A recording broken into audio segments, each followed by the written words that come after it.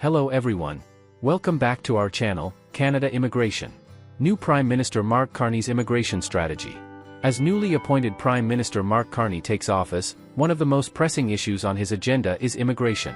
With Canada's economic future, labor shortages, and housing crisis all tied to immigration policy, Carney's plan has sparked both excitement and controversy. Will his approach usher in a new era of economic growth and stability, or will it create unforeseen challenges that strain the system? Mark Carney's immigration plan, a game changer or a risky gamble?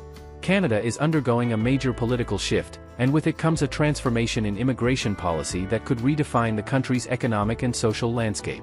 After nearly a decade of leadership under Justin Trudeau, Canada has a new Prime Minister, Mark Carney, who is already making bold moves in reshaping immigration. The question on everyone's mind is, will Carney's approach bring much-needed balance to the system, or will it create new challenges for businesses, immigrants, and the economy? How Canada got here, a look at the immigration landscape. For decades, Canada has relied on immigration as a key driver of economic growth, labor market expansion, and demographic stability.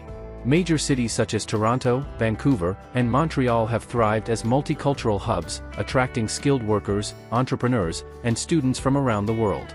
In the early 2000s, annual immigration levels ranged between 200,000 and 271,000 new permanent residents. However, under Trudeau's leadership, those numbers skyrocketed. By 2022, Canada welcomed over 400,000 permanent residents, along with more than 600,000 non-permanent residents, including temporary foreign workers and international students. While this influx helped to fill critical labor gaps, it also placed immense pressure on housing, healthcare, and public services. As affordability concerns mounted, public sentiment began to shift. A 2019 poll revealed that 63% of Canadians supported capping immigration levels to ensure the country could sustain its growing population. In response to these concerns, the Liberal government announced plans in October 2024 to reduce immigration targets, signaling a significant shift in policy ahead of the federal election. The leadership shift: Trudeau out, Carney in. Justin Trudeau's departure from office in early 2025 came after mounting criticism of his handling of economic and immigration policies. With housing prices at record highs, healthcare wait times worsening, and growing dissatisfaction among voters, the Liberal Party saw the need for a new direction. Enter Mark Carney. Carney, a former governor of the Bank of Canada and the Bank of England, is known for his expertise in economic policy and financial stability. His leadership represents a stark contrast to Trudeau's more globalist approach. Instead of focusing on large-scale immigration to drive economic expansion, Carney's administration is prioritizing economic stability, infrastructure capacity, and workforce alignment. But what exactly does this mean for Canada's immigration policies? Mark Carney's immigration policies: what's changing? One of the most significant shifts under Carney's leadership is a reduction in permanent residency targets.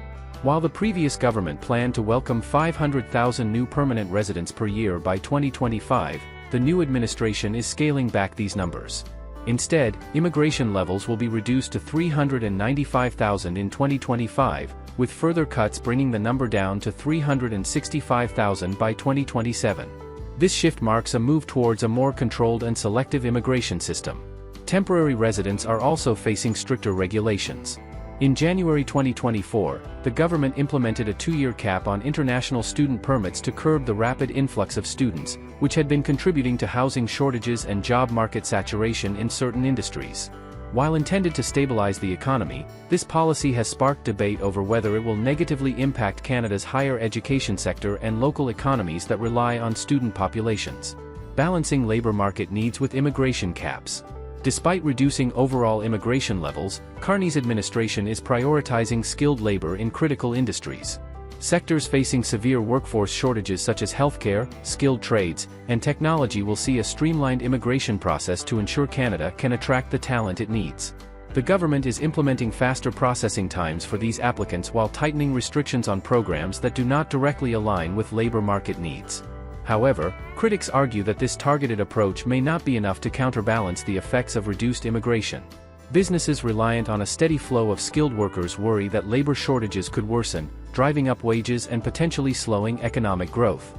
For instance, the construction industry, already struggling with workforce shortages, could see delays in new housing developments, exacerbating the very housing crisis the government aims to address. Similarly, the healthcare sector, which depends heavily on foreign-trained doctors, nurses, and specialists, may face additional strain if immigration restrictions limit the arrival of medical professionals. With Canada's aging population, ensuring a steady pipeline of healthcare workers is crucial to maintaining quality care and preventing further stress on the system. Will stricter immigration policies hurt Canada's economy? While lowering immigration targets may relieve short-term pressures on housing and public services, there are concerns about the long-term economic impact.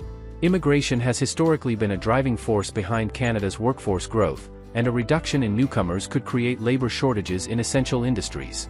One of the biggest challenges Canada faces is its declining birth rate. With fewer young workers entering the labor force, immigration is critical to sustaining economic growth and funding public programs such as pensions and healthcare. A smaller workforce means fewer taxpayers, which could put financial strain on government resources. Carney acknowledges these risks, which is why his administration is emphasizing a more strategic approach. Instead of large-scale intakes, Canada is focusing on attracting high-skilled professionals in key sectors while keeping overall immigration levels more manageable. However, the success of this strategy depends on whether Canada remains competitive in the global talent market. Countries such as the United States, Australia, and Germany are ramping up efforts to attract foreign professionals. If Canada imposes too many restrictions, it risks losing top talent to nations with more flexible immigration policies. What lies ahead? Can Canada strike the right immigration balance? Carney's leadership marks a recalibration of Canada's immigration policies, aiming to strike a balance between economic needs and infrastructure realities. The goal is to ensure that newcomers have access to jobs, housing, and essential services without overwhelming existing systems. But is this the right balance?